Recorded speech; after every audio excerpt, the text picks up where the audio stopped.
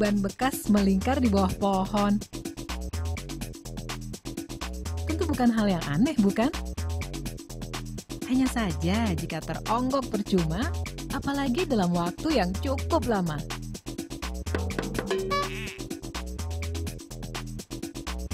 Tentu sangat disayangkan, karena ban bekas bisa menjadi barang yang lebih bermanfaat. Sobat Blogger, ban bekas itu akan lebih bermanfaat daripada sekedar menjadi pelindung batang pohon. Nah, Sobat Blogger, kali ini saya akan mengajak kamu semua untuk melihat lebih dekat lagi tentang proses kerajinan ban bekas. Langsung dari produsennya. Seperti apa ya? Ikuti saya terus di Blogger Putih Abu-Abu, 1000 kreasi menggapai impian.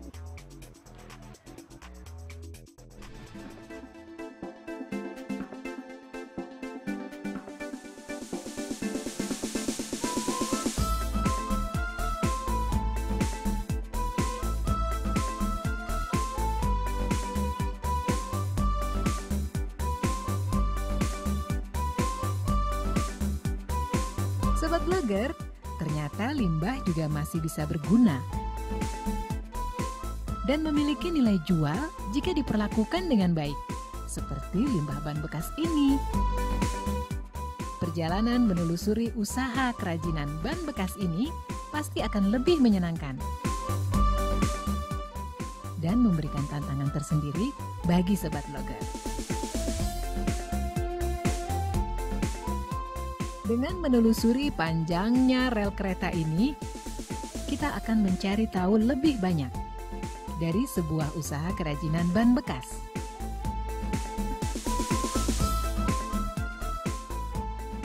Sobat Blogger pasti tahu, dalam memulai sebuah usaha, pasti dibutuhkan modal sebagai langkah awal.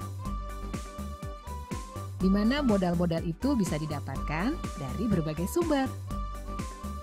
Bisa dari simpanan milik sendiri, dana dari pihak ketiga seperti bank, koperasi atau dana-dana dari perusahaan-perusahaan yang memiliki program pembangunan ekonomi kemasyarakatan.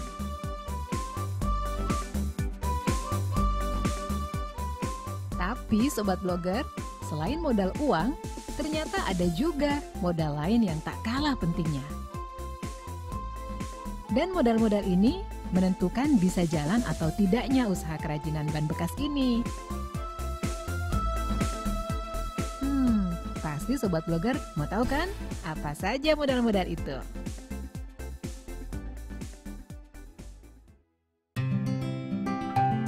Modal-modal selain uang bisa berupa modal kemauan, yaitu sebuah modal yang berhubungan dengan mental dan kesiapan mental itu sendiri untuk bisa dan mau mengembangkan sebuah usaha. Selain itu, ada juga modal keterampilan. Modal ini biasanya berhubungan dengan kemampuan yang dimiliki seseorang, dan orang lain belum tentu memilikinya. Dengan keterampilan khusus seperti itu, bisa menjadi modal yang tak ternilai harganya. Kemudian ada lagi modal tenaga kerja, yakni modal terbesar dalam memulai sebuah usaha.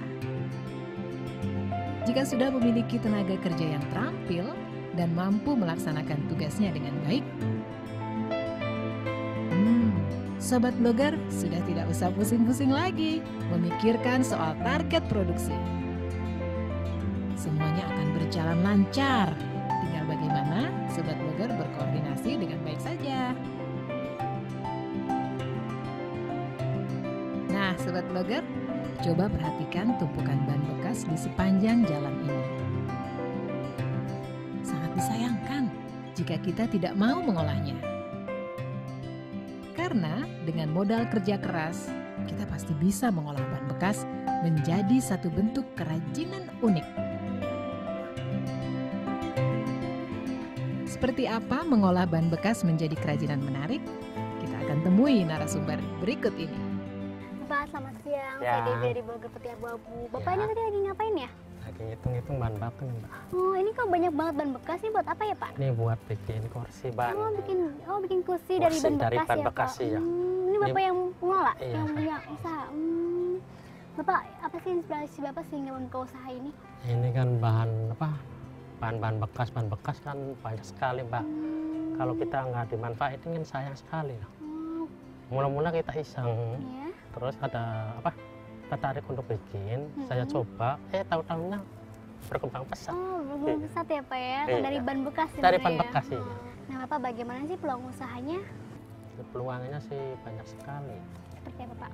Seperti untuk pribadi saya sendiri ya bisa apa? Bisa memberi nafkah anak istri. Terus untuk lingkungan bisa Lingkungan menyerap ya, Pak. tenaga kerja yang tadinya pada nganggur itu. Oh seperti itu ya Pak ya. Oh Bapak saya penasaran nih bagaimana sih proses pembuatannya? Boleh saya lihat Pak? Pembuatannya ya. Iya. Yuk, kita ke sana yuk. Iya Pak. Wah, Sobat Blogger, ternyata usaha membuat kerajinan ban bekas ini tidak terlalu membutuhkan modal yang besar loh. Yang terpenting, ada kemauan untuk memulai usaha pembuatan mebel-mebel dari ban bekas ini. Dengan sedikit sentuhan, ban-ban bekas ini akan berubah menjadi karya seni yang berkelas dan memiliki nilai ekonomi yang tinggi pula.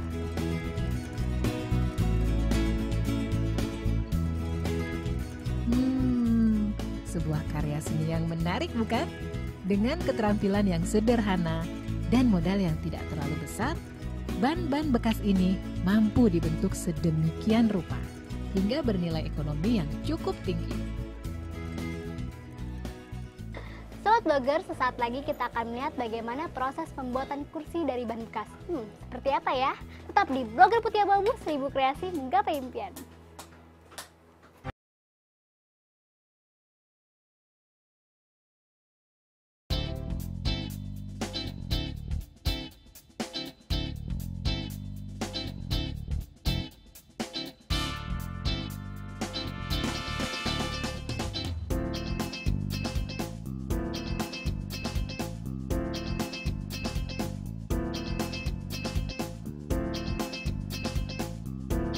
Sobat Blogger, dengan mengembangkan usaha kerajinan ban bekas ini, berarti kita juga ikut berperan serta melestarikan bumi yang kita cintai dari limbah-limbah yang berbahaya seperti ban-ban bekas ini.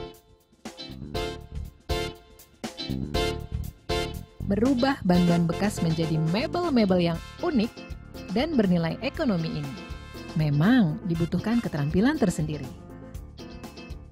Tapi pastinya tidak ada yang sulit jika kita mau mencobanya. Bekas itu bermacam-macam ya. Ada yang kecil, ada yang gede dan berat. Nah yang kita bikin ini ban bekas truk. Oh, bekas truk ya Pak ya? Berarti kalau ban bekas mobil biasa atau sepeda motor itu nggak bisa? Nggak bisa. Jadi ada ukuran-ukuran tertentu. Seperti kita ini ya, ban truk itu berarti kita bikin kursi yang gede. Ada lagi yang kecil, yang seperti ban konsol. Nanti bentuknya lain lagi kecil. Lebih kecil daripada ukuran. Iya.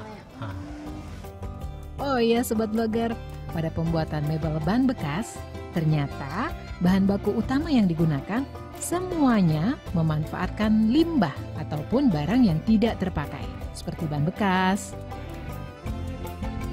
kain perca,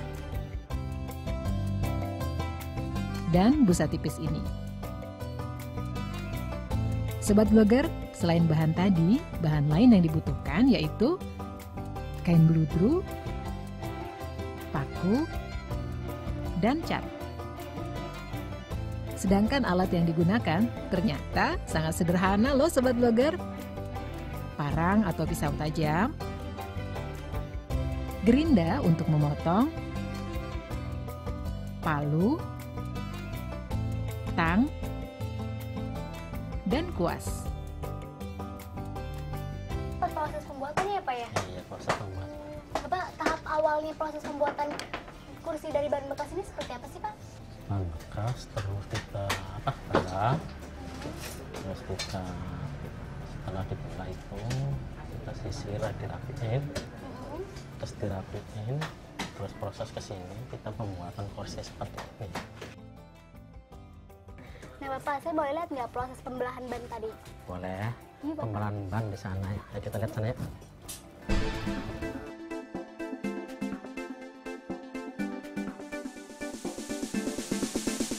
Langkah awal yang harus dilakukan pada pembuatan kursi ban bekas. Membelah ban bekas. Ban bekas yang masih utuh dibelah menjadi 2 bagian menggunakan sabit yang tajam. Bagian pinggir luar ban yang keras diambil dan dijadikan rangka untuk kursi maupun meja. Sedangkan bagian tengah ban dibelah menjadi beberapa bagian untuk dijadikan anyaman ban pada rangka lingkaran tadi. Nah, Sobat Blogger, selanjutnya adalah proses pembuatannya. Gimana ya? Seperti apa ya? Ikuti saya terus di Blogger Putih Abu-Abu, 1000 kreasi menggapai impian. Sobat Blogger, untuk merangkai ban bekas menjadi bentuk sebuah kursi maupun meja, lingkarkan ban bekas yang telah siap potong menjadi 2 bagian untuk dijadikan kaki, sekaligus penopang serta sandaran tangan. Selain itu, siapkan pula lingkaran ban utuh untuk dijadikan sandaran serta tempat duduk. Dan setelah itu siap, maka proses penyambungan rangka pun dilakukan. Untuk satu buah kursi, biasanya dibutuhkan sekitar 5 sampai 6 lingkaran atau sekitar 3 ban. Cara menyambung beberapa lingkaran ini sangat mudah loh Sobat Blogger. Cukup menyambung menggunakan paku beton yang berukuran besar pada beberapa bagian tertentu, sehingga ban saling menempel secara kuat.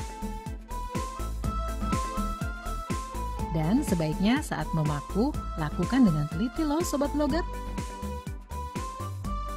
Usahakan bagian atas paku tidak ada yang menonjol, sehingga aman digunakan. Rangka sendiri yang perlu disiapkan yaitu untuk bagian bawah kursi,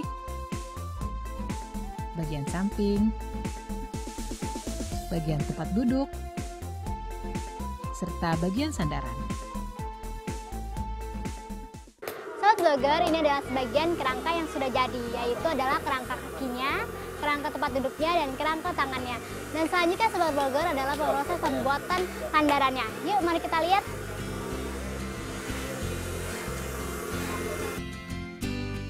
Untuk bagian sandaran, sebelum terpasang pada rangka, sebaiknya buat anyaman menggunakan tali-tali yang terbuat dari bagian tengah ban yang telah dibelah tipis.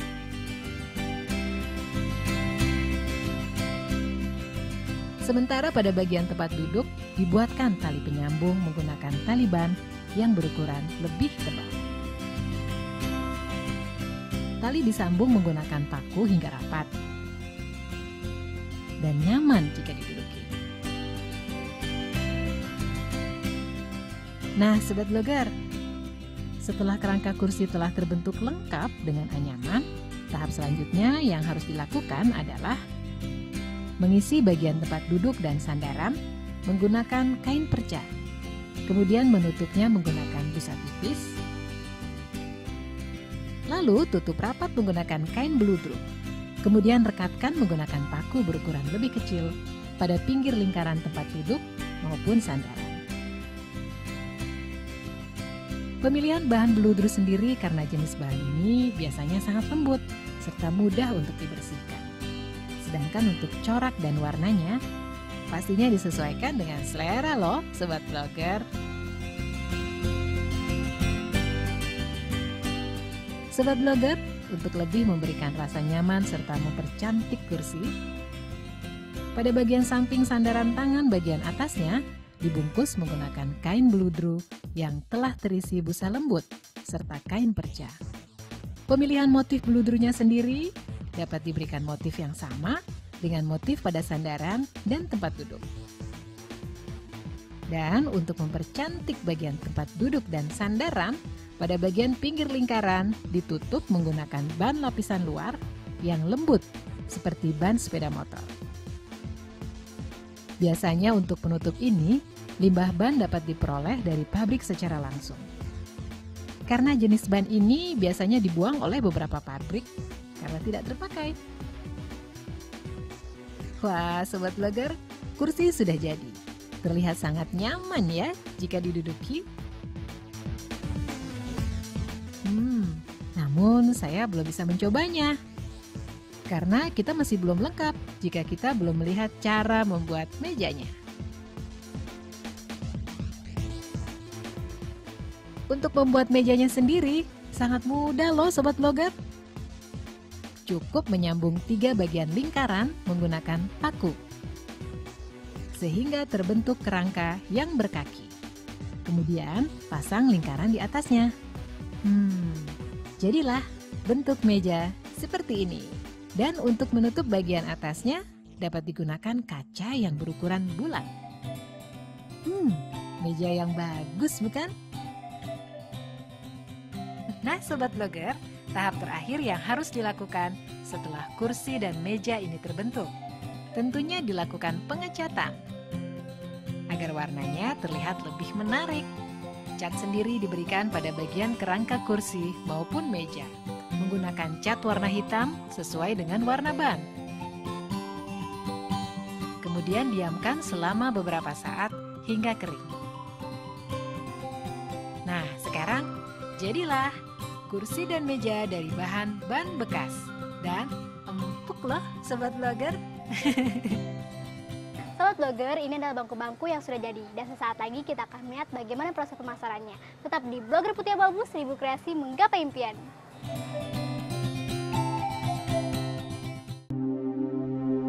Nah, untuk mengingatkan Sobat Blogger yang ada di rumah, cara membuat mebel dari ban bekas, kita simak yang berikut ini.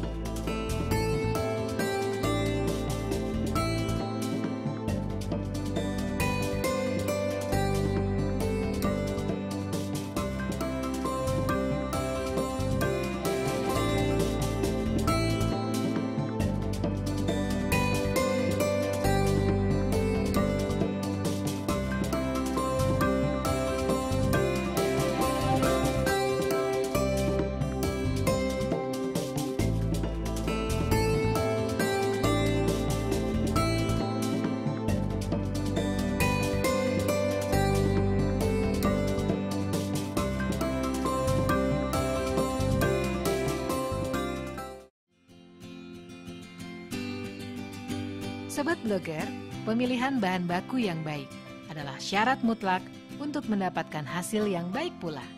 Pemilihan ban bekas yang akan digunakan sebaiknya memperhatikan kondisi ban bekas itu, seperti tidak banyak lubang atau robek di bagian bannya, alur kembangnya masih terlihat, dan belum terlalu halus atau tipis.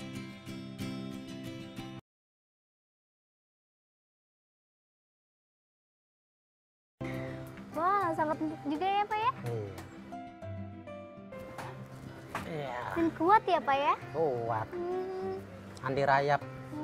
Nah Bapak, bagaimana sih proses pemasarannya? Kita kirim ke toko-toko. Oh, kirim ke toko-toko Pak? Iya, ke toko-toko. Nah Bapak, boleh nggak saya lihat proses pemasarannya? Boleh Pak? Yuk kita lihat yuk Pak ya.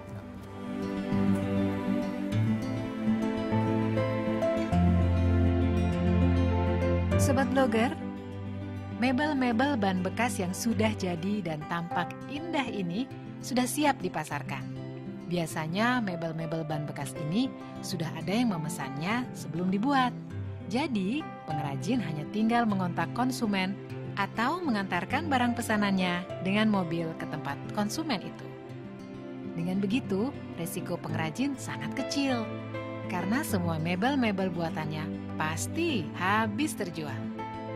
Dan pengrajin kita ini bisa menerima pesanan hingga 150 set untuk tiap minggunya. Pemesanan yang cukup besar bukan? Selain memasarkan produk melalui pemesanan, penjualan dapat dilakukan dengan cara menaruh di toko-toko miliknya atau milik orang lain dengan sistem simpan atau titip barang dengan berbagi keuntungan. Dan ternyata dari penjualan mebel-mebel ban bekas ini, keuntungannya sangat besar loh Sobat Blogger. Untuk satu set yang terdiri dari 2 kursi dan 1 meja mebel-mebel ban bekas ini dibutuhkan sekitar 14,5 ban bekas dengan modal sekitar Rp150.000. dan dijual tiap setnya sekitar Rp350.000. Wah, keuntungan yang sangat lumayan ya, Sobat Blogger. Keuntungan yang cukup besar itu tentu seimbang dengan kerja keras pengrajinnya. Dan ini juga memberikan peluang usaha yang bisa dikembangkan oleh semua orang. Nah Pak, ada nggak kiat-kiat untuk Sobat Blogger yang ada di rumah? Ada. Apa Pak? Ya untuk pemodalan kan kita nggak punya modal sama sekali Mbak ya. Yang penting ada kemauan satu ya. Ya pasti kemauan ya Pak ya. Yang kedua kejujuran, terus kerja keras, disiplin. Ya. Itu yang saya tanam di dalam diri saya. Jadi jadilah begini. Jadi seperti ini ya Pak ya. Iya. Jadi harus itu semua yang harus ditanamkan kepada Sobat Blogger yang ada di rumah ya Pak ya. Jadi Bapak terima kasih banyak ya Bapak ya telah menemani saya dan memberikan informasi kepada saya Sobat Blogger yang ada di rumah. Terima kasih banyak ya Bapak ya. Permisi Bapak. Kejelian memandang apa yang ada di sekitar lingkungan. Ternyata mampu mewujudkan suatu usaha yang bisa dikembangkan dan mampu mencukupi kebutuhan hidup. Terlepas dari itu semua, dengan mengembangkan usaha kerajinan mebel ban bekas ini, berarti juga ikut melestarikan bumi dari bahaya limbah-limbah yang mengancam kelangsungan hidup manusia. Memulai dengan tindakan yang kecil, itu lebih berarti daripada berbicara besar tanpa bertindak apapun.